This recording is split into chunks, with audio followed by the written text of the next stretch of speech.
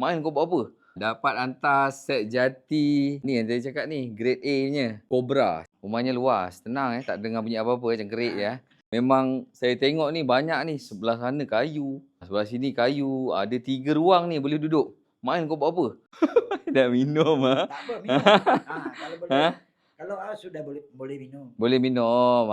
Tengok. Kalau Khalis hantar barang je, ada je makan-makan, minum-minum. Barangnya okey tak?